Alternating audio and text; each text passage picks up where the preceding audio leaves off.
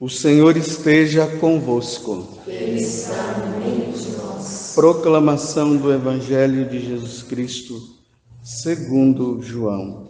Glória a vós, Senhor. Naquele tempo, ao ouvirem a palavra de Jesus, algumas pessoas da multidão diziam: "Este é verdadeiramente o profeta." Outros diziam: "Ele é o Messias." Mas alguns objetavam: "Porventura o Messias virá da Galileia? Não diz a Escritura que o Messias será da descendência de Davi e virá de Belém, povoado onde ele era Davi?" Assim houve divisão no meio do povo, por causa de Jesus. Alguns queriam prendê-lo, mas ninguém pôs as mãos nele. Então os guardas do templo voltaram para os sumos sacerdotes e os fariseus e lhes perguntaram: "Por que não o trouxestes?" Os guardas responderam: "Ninguém jamais falou como este homem." Então os fariseus disseram-lhes: "Também vós os deixastes enganar? Por acaso algum dos chefes ou dos fariseus acreditou nele? Mas esta gente que não conhece a lei é maldita." Nicodemos, porém, um dos fariseus, aquele que se tinha encontrado com Jesus anteriormente, disse: "Será que a nossa lei julga alguém antes de o ouvir e saber o que ele fez?" Eles responderam: "Também tu és galileu, porventura? Vai estudar e verás que da Galileia não surge profeta." E cada um voltou para a sua casa. Palavra da salvação. Glória a vós, Senhor.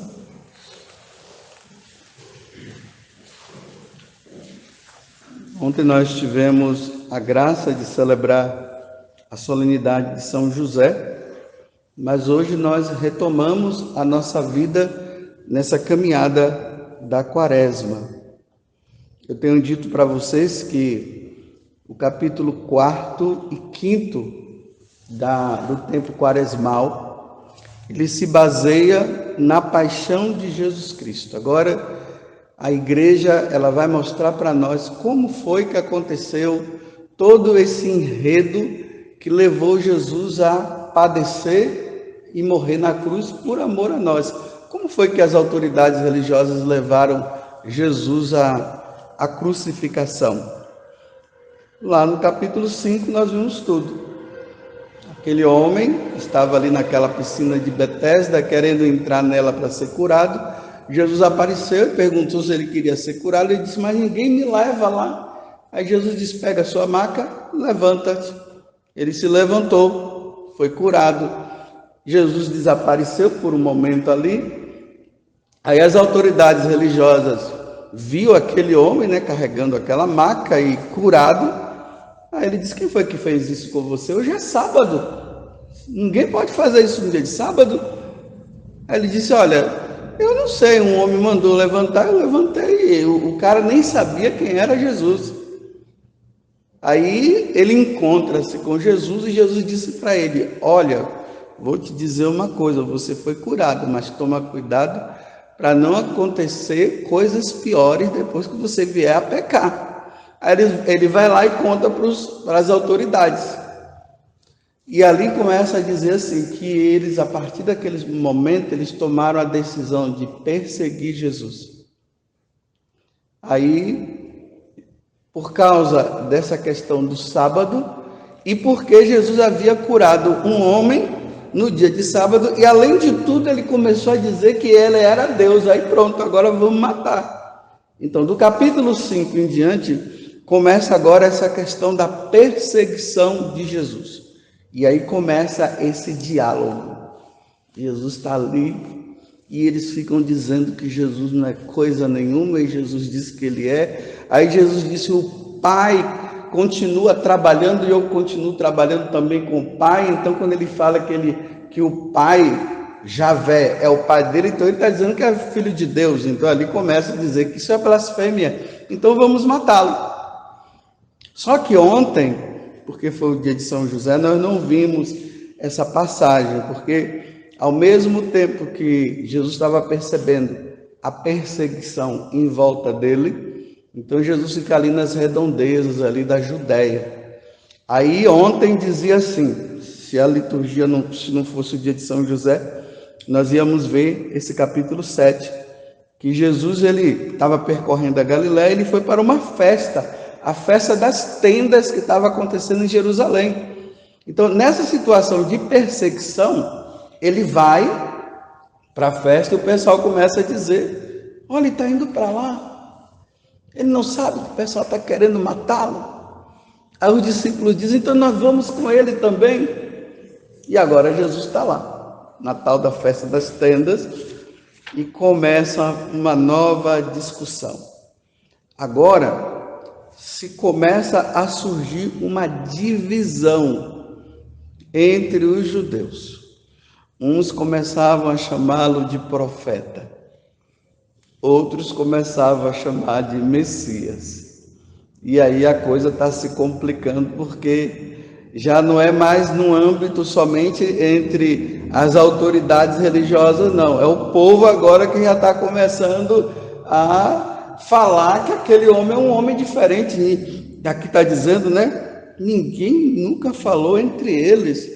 E até ali no meio do sinédrio já tem um tal de Nicodemos também que já está defendendo ele.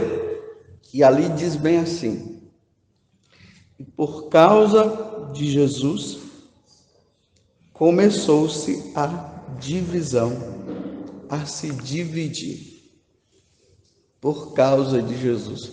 É como se as autoridades religiosas, junto com o povo, estava tudo certinho, tudo bem lá, né? Aí agora está surgindo um homem que está dizendo que ele é Jesus Cristo, e eles começam a dizer assim, mas começa a dizer que é Deus, que é o Messias, mas como que é o Messias? Não pode ser o Messias, porque ele nasceu lá em Nazaré. E o Messias viria de Belém. Belém está na Judéia, ali perto de Jerusalém. Então, os dados estão dizendo que está tudo errado. Ele não pode ser o Messias, coisa nenhuma. Mas, na verdade, Jesus nasceu em Belém. Eles não sabiam. Como que pode?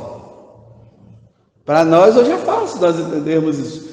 Mas eles, só o fato de dizer que Jesus não nasceu em Belém, ele nasceu na Judéia, ou nasceu na Galiléia, lá em Nazaré, já era um dado para derrubar toda a questão de dizer que ele poderia ser o Messias. Mas se a gente for voltar lá no passado, então quando Jesus nasce, ele nasce em Belém. Herodes começa a querer matar as crianças menores de 2 anos. Aí eles fogem para o Egito. Quando o Herodes morre, aí eles vão para onde? Eles vão para Nazaré. E aí entra aquela chamada vida oculta, onde Jesus vai crescendo em Nazaré. E Jesus aparece dizendo que ele era o Messias com 30 anos de idade, quando ele entra na sinagoga de Nazaré e abre lá o livro do profeta Isaías.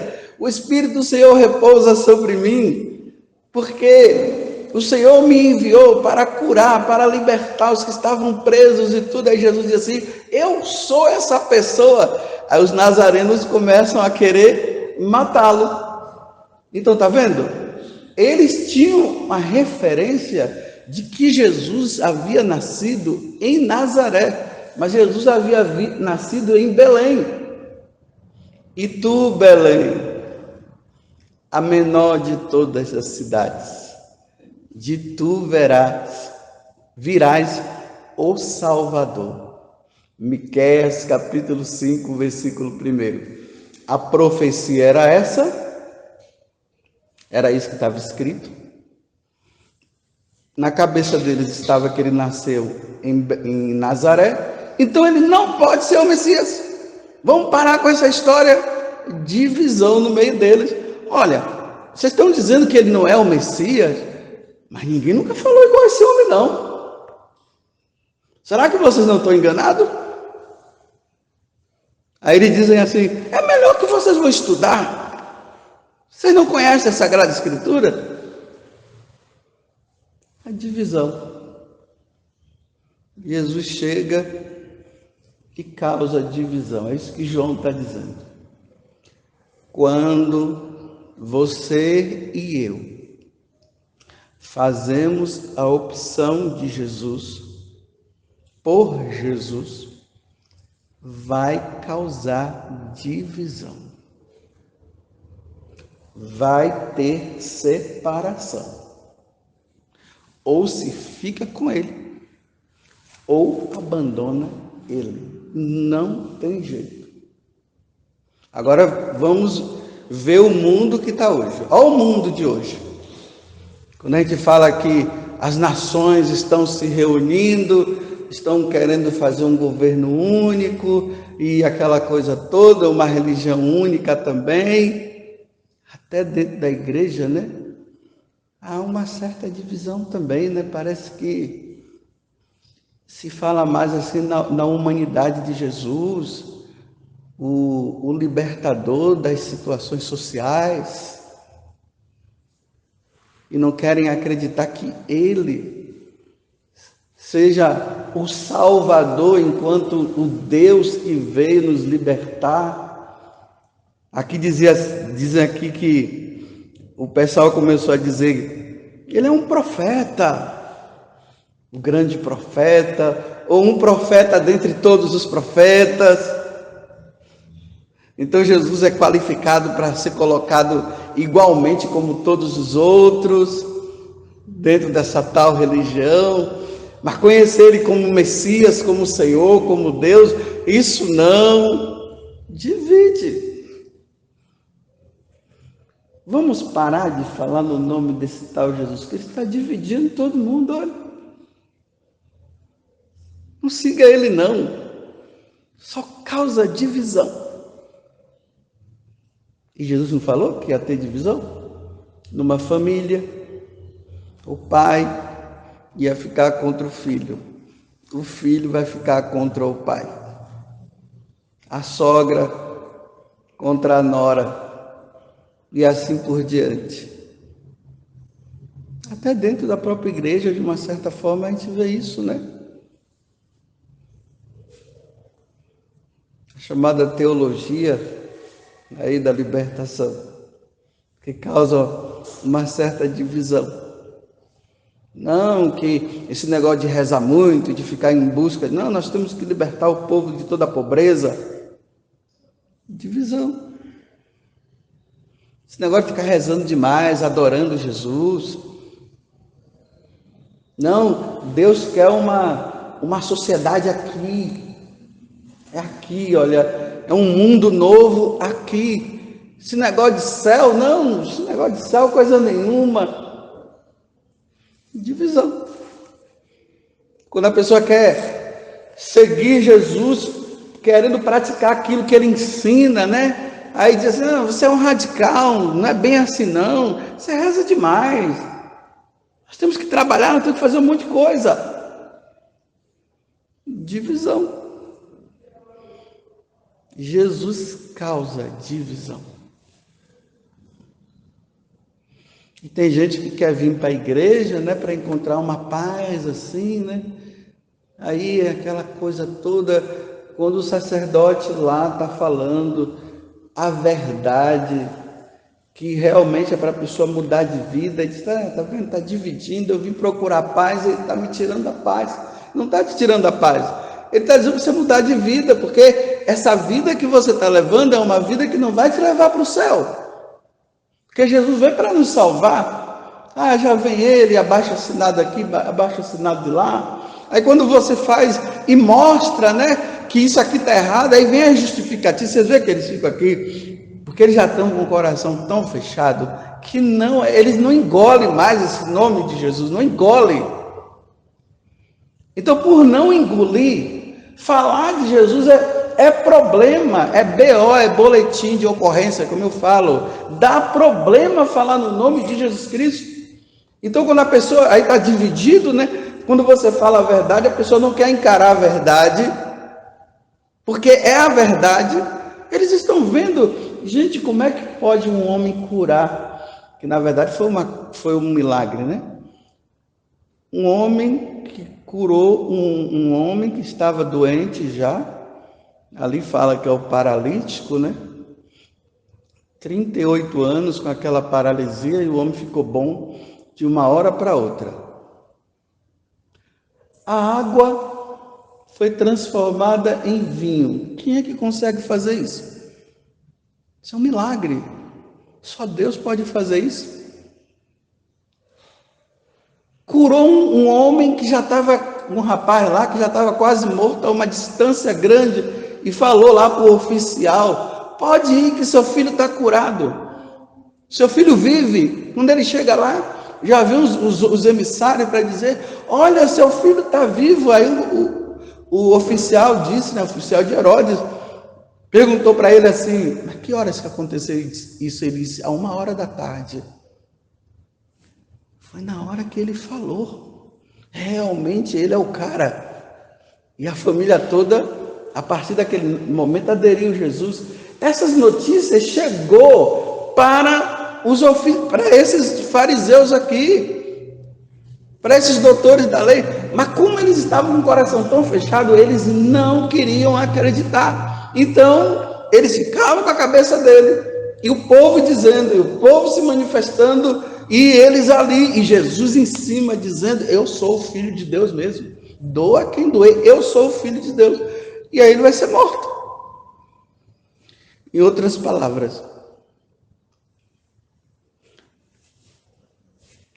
aqueles que nos tempos de hoje, e a partir de agora, na medida que o mundo vai se fechando para Deus e se fechando para a igreja, só haverá duas opções para os católicos: ou vai ser crucificado com Jesus para depois ressuscitar, e por isso vai ter que apanhar muito nas costas, vai ser preso, vai ser levado para aqui, vai ser levado para acolá, ou simplesmente a pessoa vai dizer: eu renuncio para ficar numa vida boa.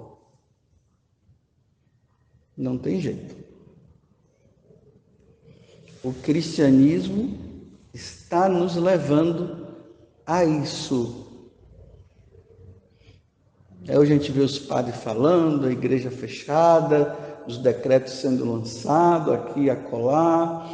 Já estamos sofrendo porque já não teremos Semana Santa de novo esse ano. Já está tudo fechado, já os decretos já estão chegando, os bispos já estão dizendo, né, por causa do decreto, tudo estão dizendo que não pode ter aglomeração, porque as entidades civis estão dizendo que não pode ter aglomeração. Aí a liturgia já está mudando também, nada de domingo de Ramos, andando com as palmas na mão e proclamando Jesus e dizendo: Hosana, o filho de Davi. Nada de aglomerações, as missas vão sendo simplificadas. E aí, aos poucos, nosso Senhor vai sendo tirado da nossa vida. E quem reagir de forma contrária vai ser preso. Vai ter que pagar multas altíssimas. Você vê que é uma situação delicada, que agora a igreja entra num processo de discernimento. Até se permite agora para pensar como é que nós vamos fazer. Como nós vamos fazer de agora em diante? Vai lá, abre as portas, todo mundo vem, e depois os caras chegam mandando todo mundo embora. Como é que é?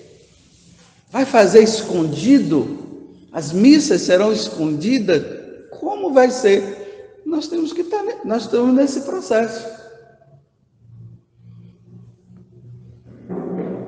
Está vendo que nós estamos caminhando com Jesus para a crucificação? Jesus foi prudente em alguns momentos. Ele saía de Jerusalém, ficava lá por baixo, ali, por Jericó, ia lá para o Rio Jordão, se escondia um pouco. Mas teve um momento que ele disse: agora não tem jeito, eu tenho que ir. Vai chegar um momento que vai ter que ser assim, agora não tem jeito, nós vamos ter que ir. Mas quando isso vai ser? Não sei, tem que esperar um pouco. Não pode ser assim. Porque é colocar a vida, é ser preso, o seminarista tem que fugir, se esconder, o padre não vai poder se identificar porque é um problema, porque parece que tudo está se voltado para a igreja, porque a aglomeração parece só ter na igreja, não se tem em lugar mais nenhum, é só na igreja. Divisão. Então peçamos a Deus a graça de que realmente nós possamos entender as coisas, porque precisa ser clara. Ninguém haja por emoção, não. Nas emoções, não sei o que. Nós vamos, como os discípulos disseram, se ele for morrer, eu vou morrer junto com ele. Está vendo a emoção? Quando chegou na hora, tudo correu. Enquanto a coisa não acontece, todo mundo está forte. Não, eu vou e tal, é isso mesmo. Mas na hora... Imagine, eu fico preocupado. As mães com seus filhos no tempo de perseguição, como é que vai ser? Vai fazer igual a mulher lá do Macabeus? Pode matar, meus filhos, fiquem firmes. Daqui a pouco nós estaremos lá, viu, meu filho? Vai ter? Se não se firmar, então que Deus nos dê a graça de meditarmos a paixão do Senhor, de nós vermos como o mundo está, e pedir a Deus a graça de nós não negarmos e de sermos fiéis a Ele até a morte. Mas quem será fiel, eu não sei. Pode ser que seja daqui a pouco tempo, pode ser que ainda demore muito, mas que o cerco está fechando para Jesus, está. Se fecha para Jesus, se fecha para a igreja. Se fecha para a igreja é feita de pessoas, então se fecha para as pessoas. Então, se fechando para as pessoas, vai se fechar para as arquidioceses, para as dioceses, para as paróquias e para as comunidades. E qual será a sua resposta na hora que o cerco apertar? Louvado seja nosso Senhor Jesus Cristo. E a nossa Mãe Maria Santíssima.